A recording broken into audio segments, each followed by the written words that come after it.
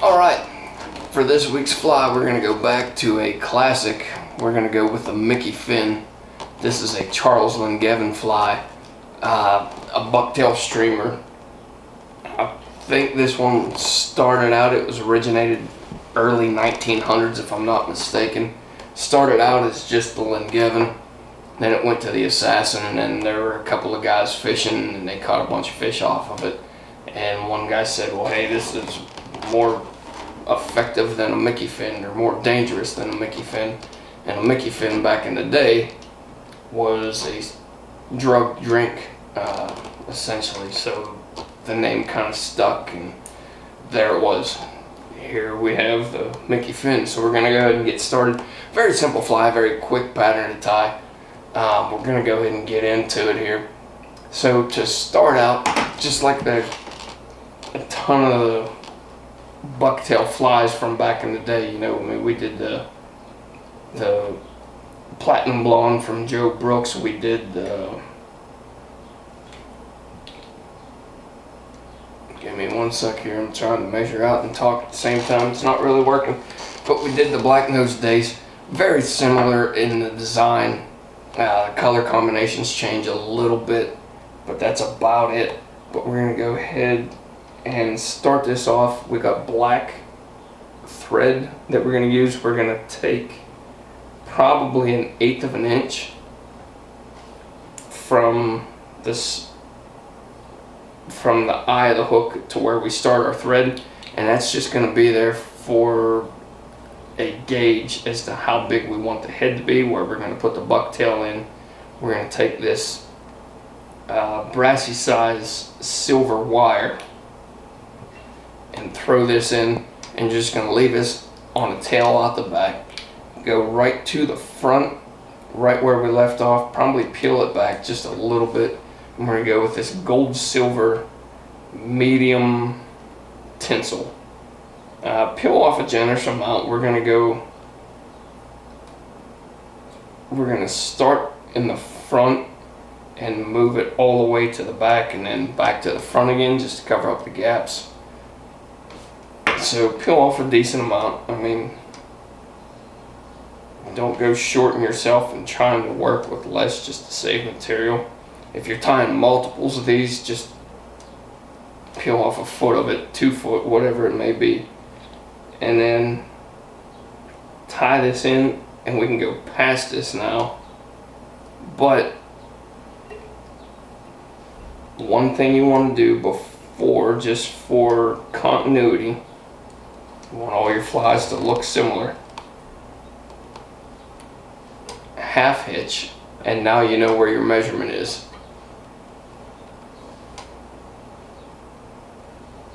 Go ahead and flip this around, mat that down just slightly. So right where I tied my half hitch in is my original point to where I had my thread stopped. You can see I've covered my thread up, but I want my body to start right here.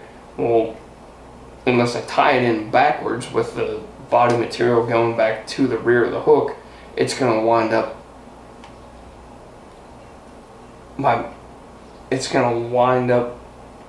covering up and giving a little bump right in the front. We want to try to avoid that. So we just tie it forward and half hitch right in the back, or right where we want our material to stop, our body to stop. And then we're going to throw a rib on this one, so it's really going to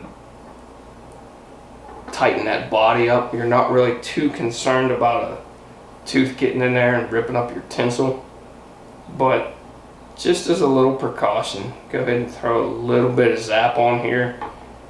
And you can throw zap on the underbody too, between your thread and your first wrap of tinsel if you want.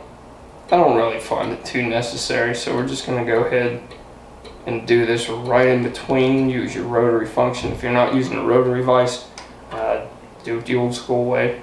One wrap in front of the next. And then tie off your tinsel. And go with with another half hitch just because we're using the rotary. If you're not, you don't have to half hitch, it's fine. And then we're going to counter wrap with our tinsel. So I'm going to pinch this and just rip this right forward. Keep in mind your spacing. This is only if you're really concerned about tying a pretty fly. But I always preach all the time, consistency, consistency. So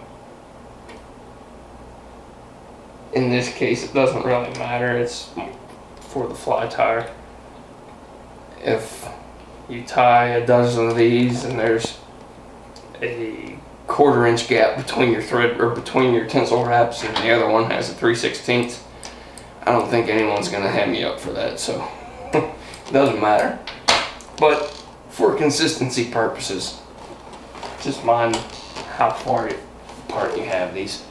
But anyhow, back to the actual important stuff of this fly. I'm gonna reset this in the vise. Kind of got away from me a little bit, and then I'm gonna take this.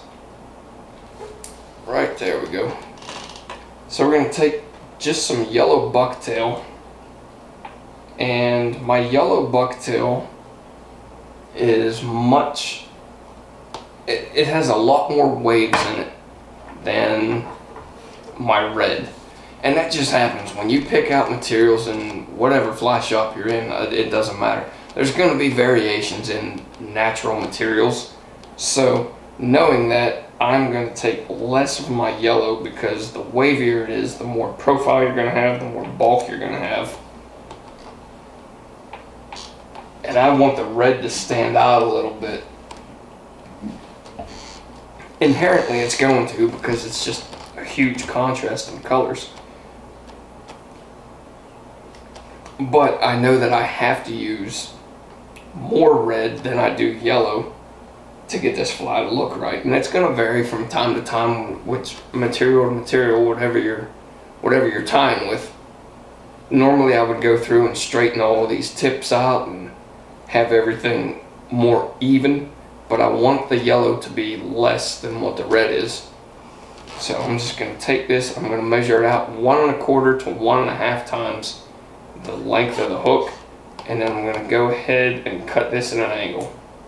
And I didn't like that angle too much. There we go. Spin my thread and have this right on the top. If you're going to err on this, as far as having your material to one side or the other, have it to your side, the camera side. Just it seems like when I tie all of the bucktail streamers, for some reason over exaggerate it to the camera side, because it seems like to me I have it centered from where my vantage point, but when I get done with the fly, it seems like the majority of the material wants to roll toward me, even though I'm tying and tightening things down and it has a natural tendency to rotate this way. For some reason it seems like I always have more material on my side, so when I set my materials down, I purposely put them to the camera side, and that way it just kind of saves me from myself. And that's just my tying style. That's you may be the opposite direct. You may be the opposite. You know, I mean, you may be more heavy-handed than I am, and when your first 2 wraps go down, your bucktail rotates. Just find out what works for you, what makes the fly look good, and tailor your tying to that. So now I have my first layer of bucktail down. I have the first layer of yellow, and I'm going to go halfway between my eye and where I have my yellow bucktail tied off. Now I'm going to try and find something really wavy, something that's going to add some mass to the fly. But like I said, this material is very, very straight. There's not a lot of waves, not a lot of curves. I'll try and go up to the front to where there's a little bit more mass, but doesn't really compare to my yellow. So I'm going to go ahead and cut this out. And this is where you really learn. I mean, fly tying is not just a find the material, put it on the hook, and everything looks good. Things are going to vary, you know. Material's going to vary. I have another red in here. It could be exceptionally wavy, and I would have to use less red than I do the yellow. For this one, I mean, it's just, this is the way it is. I mean, I know that I have to use more red than do yellow. I mean, this is where it pays to look at your material, look at it beforehand, know what you're working with. Don't just pick something up because it worked on this fly on the last time. It's going to be the same throughout. It's going to vary every time. So we're going to just take this, cut this at an angle, spin your thread, and get one loose wrap more toward the camera side if you tie like I do.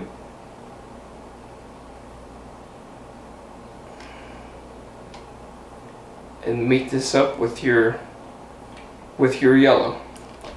Make sure that this is looking right. I like for my red to push the yellow down around the body. I know the original didn't look that way, but to me it looks a little bit better. It just gives a little bit more bulk, a little bit more profile. I very rarely fish bucktails these days. If I do, it'll be a trailer behind an articulated, but to me it just gives a little bit more of a profile if you do it this way. So I tend to shy away from the slender patterns or the slender style of tying, and if I can add bulk, I will, especially on bucktail patterns.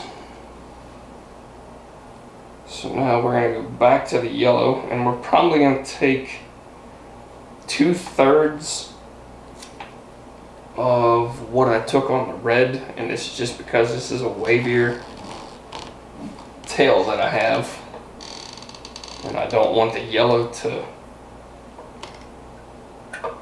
overpower the red or get rid of the red to where you can barely see it. And then we're going to take this, cut it back at an angle. That was a pretty decent cut actually.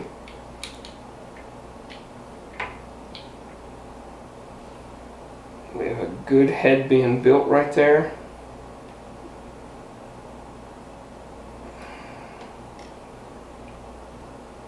Angle that toward the camera side. And if you have to, before you take your hands off of, before you take your left hand off of it, just rotate your bucktail slightly.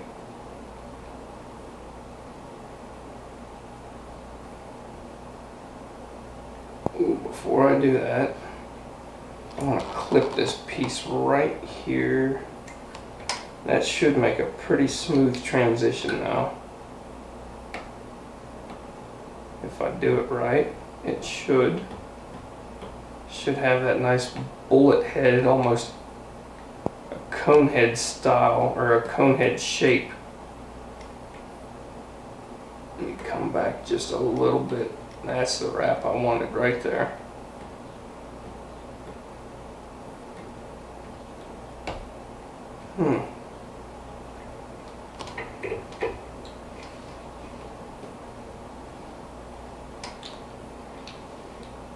Cut that just a little too much.